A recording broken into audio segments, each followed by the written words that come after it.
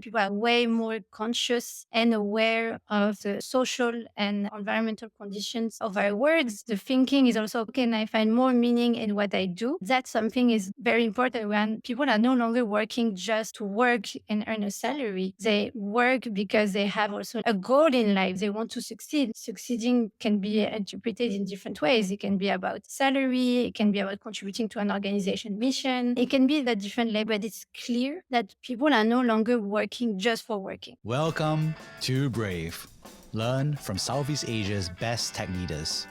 Build the future, learn from our past, and stay human in between. No BS on success. I'm Jeremy Au, venture capitalist, serial founder, Harvard MBA, science fiction nerd, and dad of 2 daughters. Every week, we debate startup news, interview changemakers, answer listener questions, and share personal insights. Join our movement of over 40,000 members and get transcripts, resources, and community at www.bravesea.com. Stay well and stay brave. Grain is an online restaurant that serves healthy yet tasty meals on demand and catering. They are backed by investors including the Lo and Behold Group, TE Tia, Open Space, and Cento Ventures. Their meals are thoughtfully created by chefs with wholesome ingredients. For the month of April, Grain has teamed up with HGH Maimuna to bring you a quirky yet delightful experience for the first ever Michelin-inspired catering in Singapore. Learn more at www.grain.com.sg. If you ever need to feed your teams or family, go check out Grain. Hey, Léa, really excited to have you on the show. You're here to discuss the quest for meaning at work. Wow, what big words. And more importantly, you did this report on Southeast Asia. So excited to have you share your insights and have a debate about what that actually means. Léa, could you please introduce yourself? Yeah, sure. So I'm Léa. I'm the Asia head of Makesense and Jobs at Makesense. So at Makesense, our mission is really to empower citizens so they can contribute to make our world more sustainable and inclusive. And until recently, like 2 years ago, we're only focusing on incubating social and green entrepreneurs and facilitating civic engagement programs. And 4 years ago, we launched Jobs That Make Sense to help people find jobs in the green and social economy. And we started first in France, and now we brought the platform to Southeast Asia since January, and we're super excited with this development. Amazing. So why did you decide to commission this report to survey across Singapore, Malaysia, the Philippines, Indonesia, Vietnam, and Thailand? Yeah, so we first did this study in France. And so it happened in 2022 in the middle of the pandemic. And we could see that a lot of people started questioning, what the hell am I doing with my life? And they were like starting to wonder, okay, how can I find a bigger purpose in my job? And we received amazing responses, and we saw that it was a real quest. And if you look in Southeast Asia, since the pandemic, actually, the sustainability sector has really boomed over the last year. You just look in Singapore, for instance, the demand for ESG role has increased by over like almost 300%. So we saw that there is a lot of interest, that constantly people were reaching out to me about, I want to find a job that is more aligned with my values, but I don't know how to do it, etc. So we're like, okay, is it something that is just marginalized, or is it really that it's a real quest as well for Southeast Asian? And compared to the West, how do people define it? Because we can't just like copy paste the definition from Europe, the US, or what does it mean here in the region? So that's why we partner with Manpower, and we really wanted to have a sense of how people approach it, what is important to them, and are they actually looking for greater meaning, and how it can also nurture company strategy, not only about sustainability, but also in terms of retention of talents and attracting more talents to join their organization. So that was really like the whole point when we launched this a few months ago. Great. And so is the finding that Asians care less about purpose than Westerners or French No, people? absolutely not. No, not at all. Actually, we're quite amazed in the sense of, as you saw in the report, like 98% of people actually think that finding meaning in their work is important to them, and actually even think that is something that is very crucial to them. So we see that is really something that people think about, but the definition then from one person or from one country to another can vary. So like when we talk about meaningful work in general in Southeast Asia, it can be understood at two levels. One level is about like more personal and professional fulfillment in terms of advancing their career growth, in terms of contributing to the organization mission, in terms of work-life balance. That's something we see a lot since the pandemic. People are really looking to have like also more flexible time hours or like this remote setup type of work. And then there's another thing that is more about a sense of duty towards our community, towards the country, the people, and social altruism in general. And that's where you see also like a lot of expectation from their companies, but also of themselves in terms of contributing to the social and environmental progress of their countries. So definitely we see a strong interest, but I will say the difference with Europe is more about it's an inner and an external work as well for them, and everything is very much related in that sense. Could you share more about the differences? I can believe that as a human animal, the human animal is the same in Europe and Asia. We want food, we want security, we want shelter, we want to provide for our family. And then, of course, we want some level of meaning at work. But what were some of the differences that you saw? So the differences that we saw were like, for instance, when you look at the definition in France, it would have been very related to accelerating the ecological and social transition of the country, and in terms of achieving more radically the sustainability targets, and even not wanting to work in specific sectors. Here, for instance, the majority of people think that any type of jobs and any type of companies can have a positive impact on society, but they still have like high expectation from their companies in terms of being genuine and dedicated to their sustainability targets. But other thing that was really important is really the working condition and the context of personal fulfillment. And for instance, when we interviewed some people and try to understand what they mean by this, we received stories of, for instance, people in Indonesia or in the Philippines explaining us that many of them are the first generation of middle class or even upper class, and their parents didn't have the same level of opportunities as them, and they had to work very hard to achieve where they are today and to allow also their, for instance, their kids to go to university or have a corporate job. So the question also of improving and ensuring the economic conditions of their family members is something that is also very important to them, and this is why you can't differentiate what they are bringing at home and how they make sure that their family lives in good condition, and at the same time improving the general well-being of their broader community or their country in general. So it's really like they are really at the crossroad of this, and they can't just focus on social impact if they know that, for instance, their family are not well taken care of. So you're saying that Asians care about family and Westerners care about the planet? No, I will not say this. I will more say that Southeast Asia went through such a rapid growth over the last years. So, like this emergence of a large middle class has been happening, like again, across the last 20, 30 years, where, for instance, in Europe, it has been happening over a longer time. So, obviously, it changed also, like in terms of behaviors and opportunities of action. And there've been a certain level of privilege also of like some social services are taken care of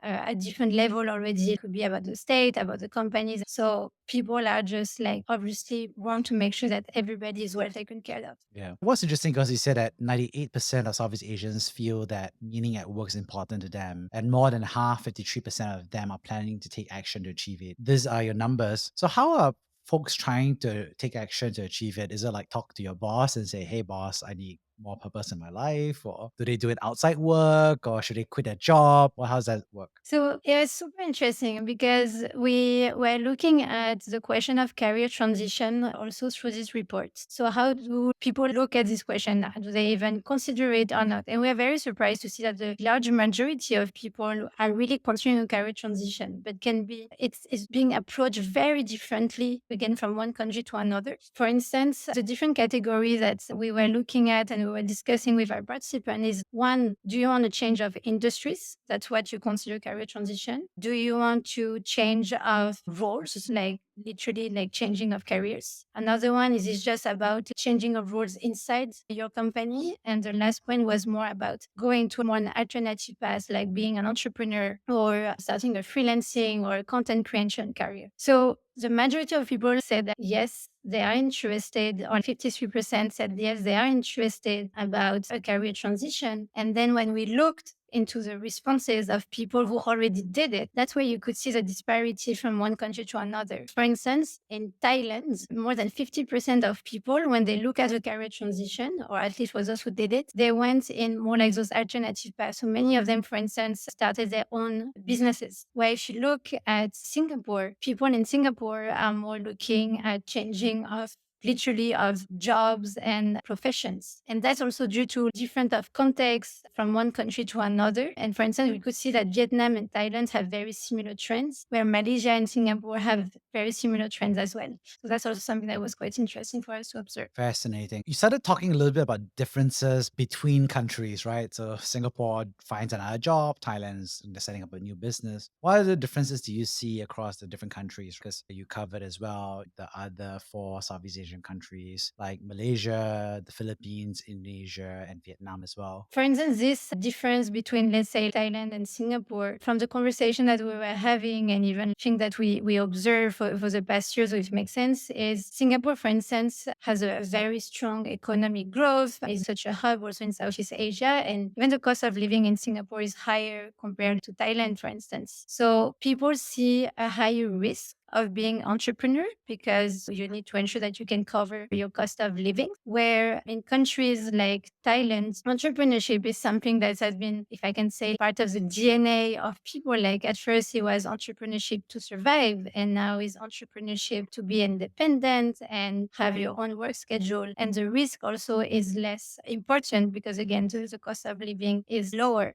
So that's the type of context that we observe, or at least the interpretation that we are making of it. And it also shows that, for instance, in Thailand, many people that we're talking with, they are starting online activities like a small shop or like a sustainable fashion brand on social media. And it was allowing them to also have a more flexible lifestyle and be more present with their families. And that was something that was very easy for them to do because a lot of the economy or the commerce happened also very much on social media. So that's a very normal behavior, and it just encouraged more people to go also in this direction. So you're saying that a lot of people are trying to find meaning at work. I'm just kind of curious, do you think meaning is found at work, or we should just give up on work and just find meaning outside work?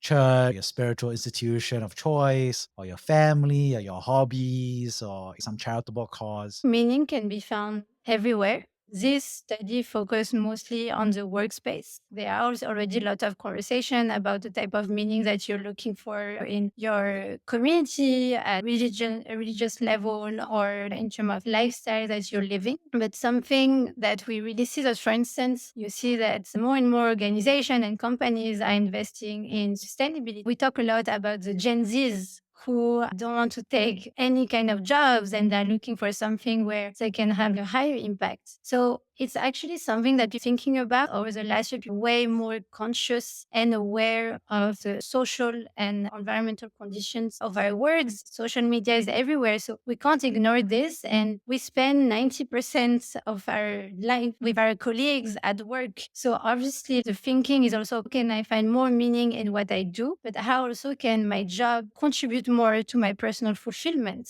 And that's something is very important when people are no longer working just to work and earn a salary. They work because they have also a goal in life. They want to succeed. Succeeding can be interpreted in different ways. It can be about salary. It can be about contributing to an organization mission. It can be about saving the forest. So in Malaysia, you see what I mean? It can be very understood at different levels, but it's clear that people are no longer working just for working. And what's interesting is that there's this transformation of the work because historically, like you said, Asia is growing. Work is just work. And now people are trying to find meaning at work, which is kind of an interesting dynamic. And you mentioned, for example, wanting to see companies have ESG goals or mission and so forth. Could you share more about what companies should be doing or not be doing? Yeah. So I don't know if I can give you a simple answer of what companies should be doing and what should not be doing, but at least what we see from the survey is There's a clear expectation that companies should act more generously and really take the lead on their sustainability initiatives. So today, if you look at all large corporations, most of them have clear sustainability or ecological or societal targets. So that's a strong expectation. How do they make sure that generally they are making sure that it's something that is not marginalized from the rest of the business, but that is really integrated into business? That's one thing. The second thing that we were able to learn from the participants is that there is also a strong expectation from companies in terms of advocating for diversity and inclusivity, not just externally, but also internally to bridge the inequality gaps. It can be between gender, it can be about race. So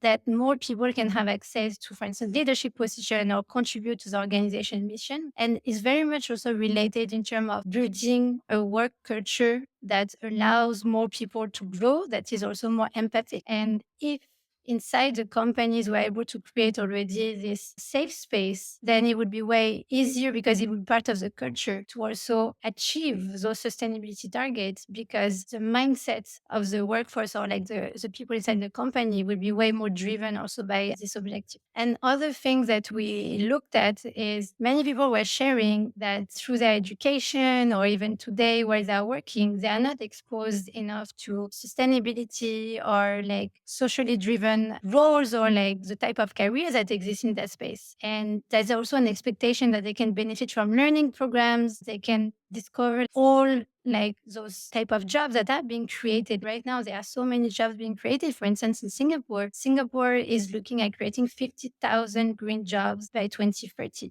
It's part of the green plan of Singapore. But most people have no idea what are those jobs, and they don't even know. Even when those jobs exist in the companies, are not aware of it. So it's really a question about exposure. Meanwhile, also making sure that they can really improve their work condition and have, again, it's always go back to the question of personal life balance as well. So I can never separate both because the responses were always turning around this. A critic might say that, hey, that's true. Like all things being equal, it'd be better to have those things, right? More meaning, more passion, more purpose. But salary and stability financially is number one. And even in your survey, you wrote here that nearly half the respondents identified salary and financials as their top priority when looking for a new job. That's all good and well, but if this job pays 20% higher, then I'll pay the job that makes more money. How do you react or respond to that kind of criticism? No, and I don't think actually it's a criticism. It's a reality. We live in a world where you need money to live. Except if we tomorrow we live in a society where money is not driving our decision, it will be fine. But it's not the case today. So it's a reality and we can't ignore this. But when we're talking with participants, the question was not about material wealth, like I want to drive the next beautiful car or I want to buy this new fancy bags or what. It was more about I want again to ensure that my family lives in good condition. So for instance, we were chatting with some people and they were telling me like, I'm the first one of my family who went to university and now I have a corporate job. Now it's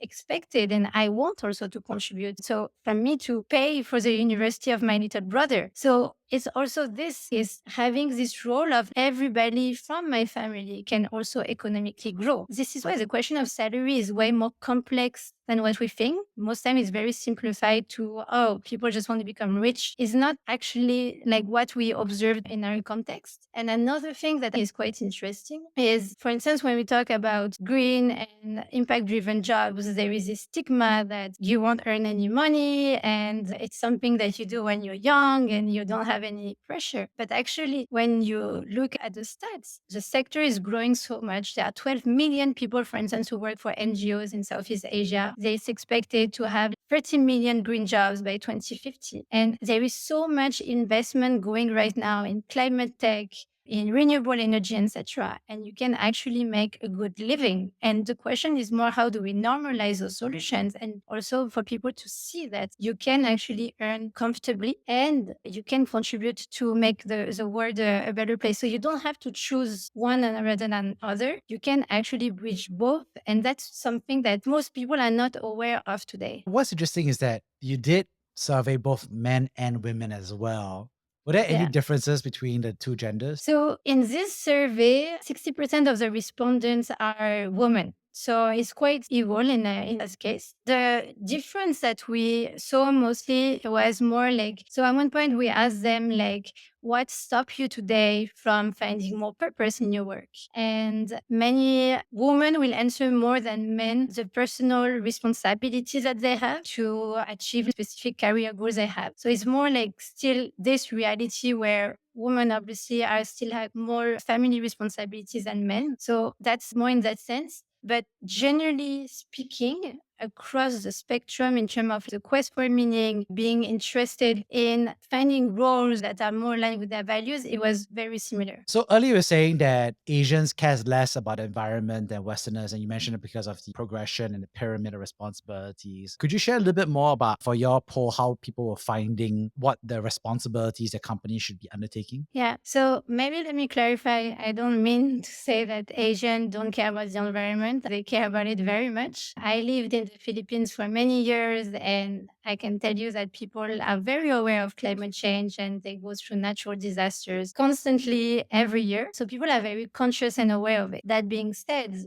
when you look at what people care more about, like if they have to choose between like social responsibility and environmental responsibility, their heart always go more towards social impact. And it's simply because it's a question about how do we ensure that the people really benefit from the sustainability transition as well. So how do you make sure that it's a just and fair transition? So when we say we want to ban plastic waste, it's great. But today, for instance, most people use a single-use plastic and low-income communities. So if we ban those plastics tomorrow, these communities won't be able to access their basic products like soap, shampoo, etc. So you need to rethink the whole redistribution system to make sure that the environmental impact that we're trying to achieve doesn't put people into difficulty. And that's really something that is predominant in Southeast Asia, is that people have to already think about so many social and economic problems on a daily basis that their environmental commitments can't be separated from ensuring the protection and the good condition of people. So that's really something that you can't separate. When we talk about climate action or sustainability transition, you can't remove the social part of it. It's impossible. Great. And how should companies be addressing this set of concerns? Yeah, that's a good point. Again, so for instance, there are a lot of things that can be related to the work environment. A lot of people were sharing with us that they would like to have better working conditions. There are a lot of Southeast Asians who work 6 days a week, for instance. So having 2 days off per week is not something that is accessible to everybody. It's also in terms of ensuring healthcare coverage, like all those basic protection that people expect to have. So it's something that we saw in the report. And the second thing is also in terms of their commitment towards the broader society. For instance, when we were asking the question about how much do you care about diversity and inclusion, that companies can really advocate for such solutions or really contribute into gender equalities across like the society in general, and what role do they play as much in terms of their marketing of their product or the service they deliver to their customers, for instance. Great. And interestingly, you also mentioned about diversity, equity, and inclusion, or DEI, as something that companies should actively promote. And you said that 72% of them believe so. So obviously, this is a very loaded phrase these days, especially in America and maybe globally to some extent. And also, diversity, equity, and inclusion also means something quite different in Southeast Asia, in each specific country. So could you share a little bit more about what that means from your perspective? Yeah, for me in Southeast Asia, it's more about gender equality. So, for instance, it's true there are more and more programs and companies are taking a more advanced role in ensuring gender equality, but we are still far from it. Personally, I'm still invited to events where the panel is full of men. I'm still aware of many companies that the top leadership is only mostly composed of men. So, it's more in that question: how do we ensure like a better balance of roles?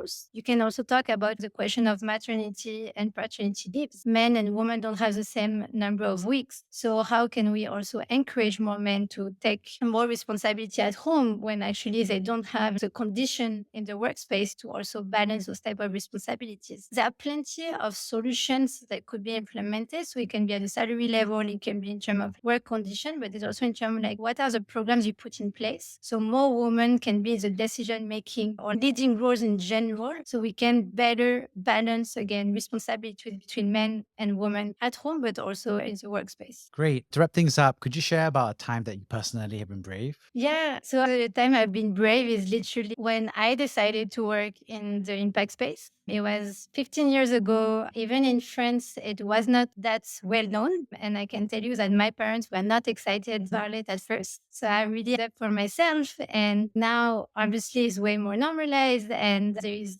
more people working in the space. And even my parents are super happy and proud of what I'm doing. But it was just like, even me, when I joined that space, I didn't know really what to expect, what was going to happen. And then I started the Asia office of Makesense. I didn't know what was going to happen. I just took year by year. And now I'm super proud of what happened. And I don't know if I've been brave, but at least I trusted my instinct and I went to the end of my journey and I'm still doing it today and I have no regret. Great. Thank you so much. On that note, I love to summarize three big takeaways I got from this. First of all, thank you so much for sharing that 98% of people in Southeast Asia do care about having meaning at work. And that, of course, the majority of people don't feel like they have that, not very satisfied with that level at work. So I thought it was an interesting contrast to talk about that and how Southeast Asians are expecting the companies to help bring more meaning, more mission, more ESG, more DEI, more learning programs, but to help inject that level of meaning at work. Secondly, thanks so much for sharing about the differences within the countries and across regions as well. It was fascinating to hear a little bit about how, for example, the West really explicitly prioritizes environmental sustainability as a big part of meaning, whereas you said Southeast Asia is much more intertwined with the daily realities of the economic and distribution systems they have. And lastly, thanks so much for sharing about how Asians are focused on really providing for the family and how that's a very key concern for them. And for them, there is a search for meaning both at work as well as outside. On that note, thank you so much, Léa, for sharing your experience and report. Thank you so much for having me. Thank you for listening to Brave. If you enjoyed this episode, please share the podcast with your friends and colleagues. We would also appreciate you leaving a rating or review. Head over to www.bravesea.com for member content, resources, and community. Stay well and stay brave.